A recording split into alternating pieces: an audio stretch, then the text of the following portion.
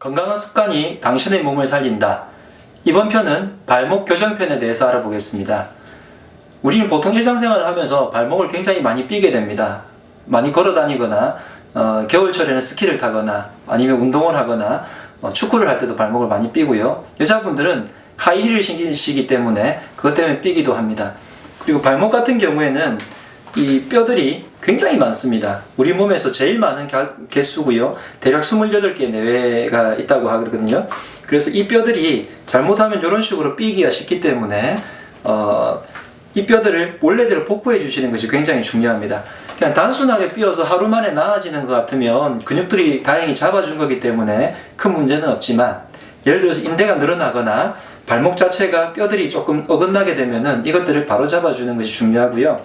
한의원에 오시면 교정을 하게 되는데, 교정하는 방법이 발목 자체를, 모든 뼈들은 교정을 할 때 살짝 신전을 시켜줬다가 교정하는 각도로 가서 놔주게 되면 교정이 됩니다. 한의원에 가서 침을 맞으러 가신 김에 교정을 하시면 되는데, 침을 맞을 시간도 없거나 여건이 안 된다면 댁에서 하실 수 있는 간단한 교정법들이 있습니다.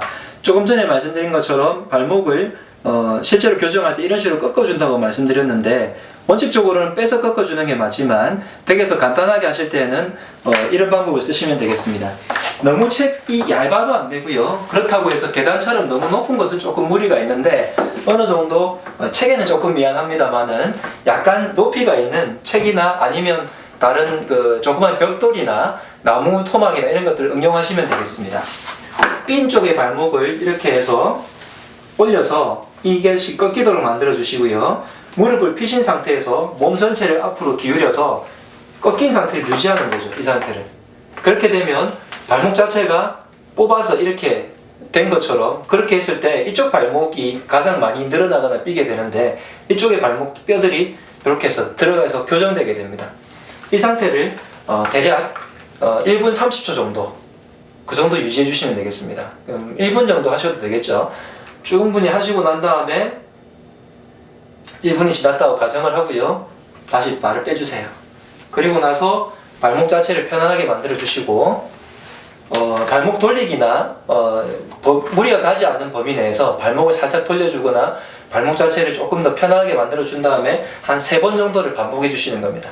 다시 발을 올리시고, 발목을 이렇게 꺾은 상태에서 위쪽으로 다리를 충분히 펴시고 앞으로 이렇게 상체를 숙여 주시면 발목이 V자 형태로 꺾이게 되겠죠. 네. 이렇게 되면 바로 자동으로 이쪽 부분에 있는 뼈들이 교정이 되게 됩니다. 뒤로 밀려서요. 네. 몸 전체에 힘을 준 다음에 이 발목이 꺾인 상태에서 다리가 펴져 있어야 힘이 들어갑니다. 그렇게 되면 이 발목 자체가 전체가 이렇게 교정되는 효과가 있고요. 다시 이 상태를 3번 정도 반복해 주시면 되겠습니다.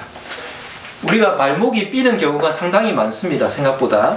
그럴 때마다 어떤 처치나 찜질을 한다거나 침을 맞는다거나 하는 방법들이 있겠지만, 댁에서 이런 방법들을 같이 해주시면 치료 효과도 훨씬 더 빠르게 나타날 겁니다.